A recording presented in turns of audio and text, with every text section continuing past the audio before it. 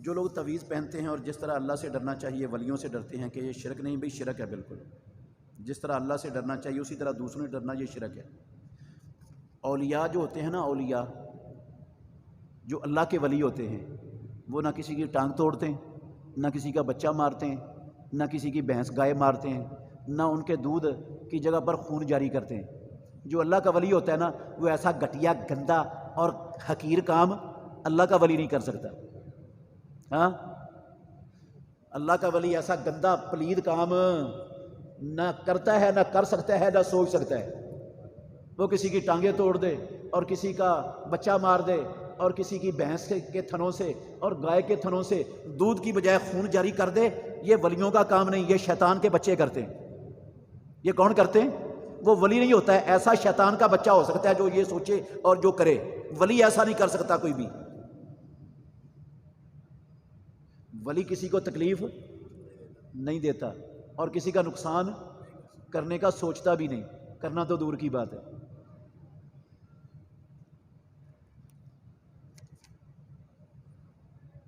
باقی تعویذ نہ رسول اللہ صلی اللہ علیہ وسلم نے کسی کو لکھ کر دیا پوری نبوی زندگی، نہ ابو بکر صدیق رضی اللہ عنہ نے لکھ کر دیا، نہ فاروق اعظم نے، نہ عثمان غنی نے، نہ علی المرتضیٰ نے، نہ حسن و حسین نے.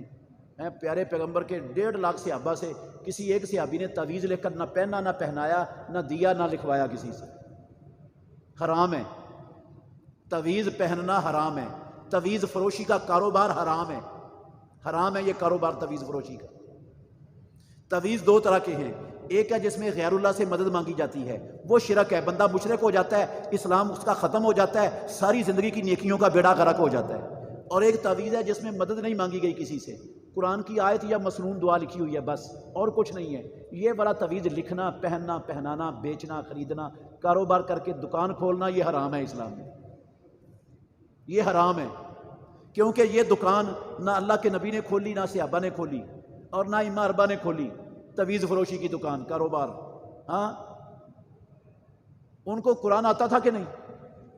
صحابہ کا قرآن پر یقین تھا کہ نہیں؟ انہوں نے کیوں نہیں قرآن لکھ کر پہنایا بچوں کے گلوں میں؟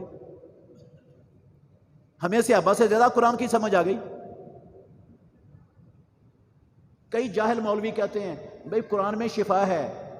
قرآن میں کیا ہے؟ شفا ہے. ہم بھی کہتے ہیں شفا ہے، غلط بات نہیں ہے، لیکن یہ شفا ہے کفر کی بیماری کی، شرک کی بیماری کی، اور یہ شفا ہے حسد کی بیماری کی، کینے کی بیماری کی، یہ نفاق کی بیماری کی. ہاں، یہ تکبر اور ریاکاری کی بیماریوں کی جو ہے کیا ہے؟ روحانی بیماریوں کی کیا ہے؟ شفا ہے. اور روحانی بیماریاں قرآن پڑھنے سے تب دور ہوتی ہیں جب قرآن سمجھ کر پڑھا جائے. تو نفاق ختم ہو جاتا ہے، شرک ختم ہو جاتا ہے، کفر ختم ہو جاتا ہے. یہ کینہ، حسد، یہ ریاکاری، تکبر، یہ ساری شیطانی بیماریاں جڑ کٹ جاتی ہے ان کی جو بندہ قرآن سمجھ کے پڑھ لیتا ہے. ویسے یہ جسمانی بیماریوں کی شفا کا باعث بھی بن جاتا ہے. جسمانی بیماریوں کی شفا کا باعث بھی بنتا ہے. وہ فاتحہ پڑھی تھی نا وہ صحابی نے، تو وہ شفا مل گئی تھی اس قوم کے سردار کو. صحیح بخاری میں واقعہ ہے. اور وہ ایک بندے نے فاتحہ پڑھی تھی، ایک بندہ سنگلوں کے اندر باندھا ہوا تھا مجنون، وہ ٹھیک ہو گیا فاتحہ کا دم کرنے سے. مل جاتی ہے شفا اس قرآن سے، دم کرنے سے. لیکن تعویذ نہیں ہے. اگر آپ سمجھیں کہ اس شفا کا مطلب گلے میں ڈالنا ہے تو یہ سمجھ ہی باطل ہے، غلط ہے.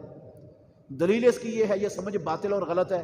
میں ہمیشہ دیتا ہوں یہ دلیل کہ اللہ نے شہد کے بارے میں قرآن میں لکھا ہے، شہد میں کیا ہے؟ شفا ہے. تو بندہ شہد کی بوتل وہ ڈوری میں ڈال کے گلے میں لٹکا لے تو مل جائے گی نا شفا. قرآن میں لکھا ہوا ہے یار شفا ہے. ہاں، اگر کوئی بندہ بوتل گلے میں ڈال کے پھرے، ڈوری میں لٹکا کے باندھ کے، اور کہے قرآن میں لکھا ہوا ہے شہد میں شفا ہے، تو آپ صحیح بتائیں، اللہ کے گھر میں بیٹھے ہو، اس کو پاگل کہو گے یا عقل مند کہو گے؟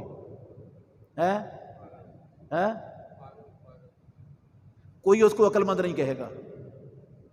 وہ شہد کی بوتل کیا پورا شہد کا کین بھی لٹکا لے تو وہ اس سے بھی بڑا پاگل، احمق اور گدھا ہوگا. اور شہد کو گلے میں باندھنے سے شفا نہیں ملتی. شہد کو کھانے سے، پینے سے، حکیم کے مشورے کے ساتھ استعمال کرنے سے شفا ملے گی. ہاں، گلے میں ڈالنے سے نہیں ملتی شفا، قرآن سے. قرآن کو پڑھیں، سمجھیں، عمل کریں، دم کریں۔ اس کے ساتھ دم کی رسول اللہ صلی اللہ علیہ وسلم نے کیا دی ہے؟ اجازت دی ہے، تعویذ کی نہیں ہے اسلام میں۔ جو